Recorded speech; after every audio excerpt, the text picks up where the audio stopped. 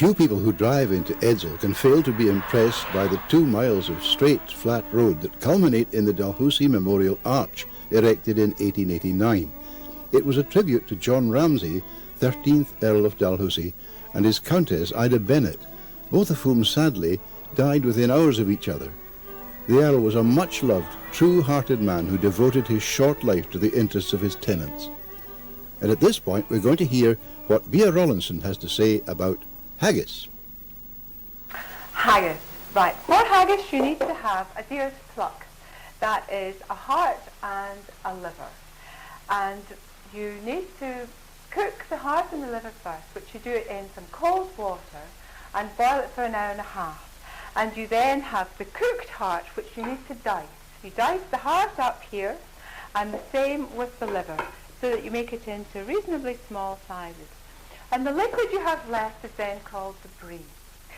Then you need to have onions. I've got 3 onions in here, and they are also diced up the same.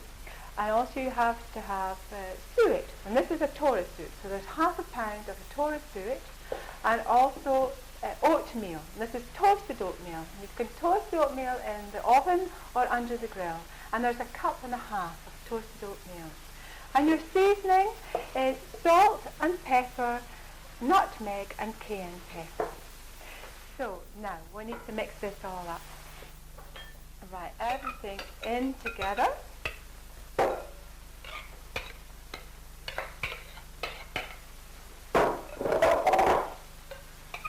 suet and the oatmeal. Oh, sorry. And the seasoning.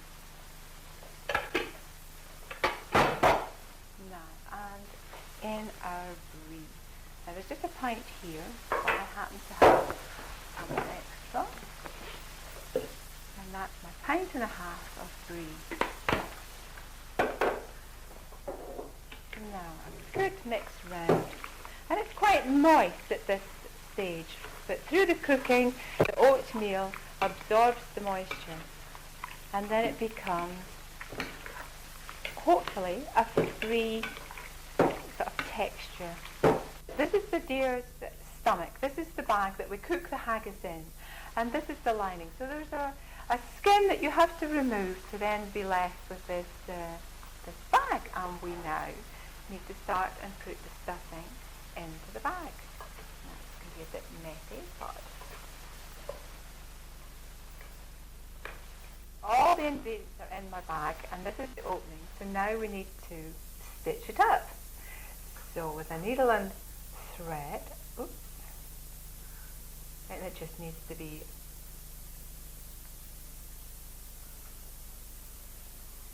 a rough overstitch, I think I'll do for this one.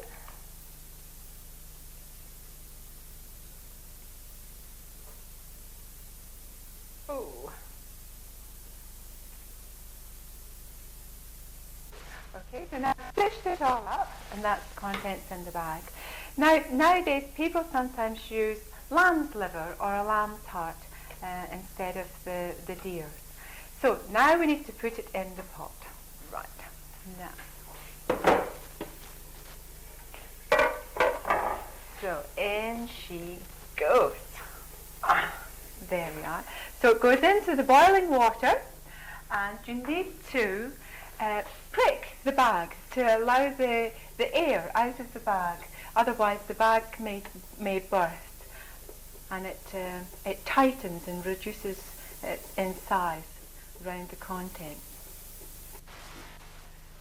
I've already got one here that has boiled for 3 hours to 3.5 hours. And people sometimes make this in a bowl. That's another possibility, rather than in the traditional haggis bag. Now and there is our traditional Scottish haggis.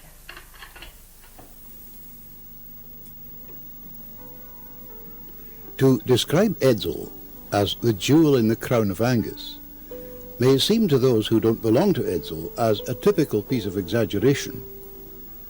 But when we see its imposing buildings, splendid hotels, and colourful floral displays, its broad main thoroughfare and general air of quiet purposefulness, it's still rather special.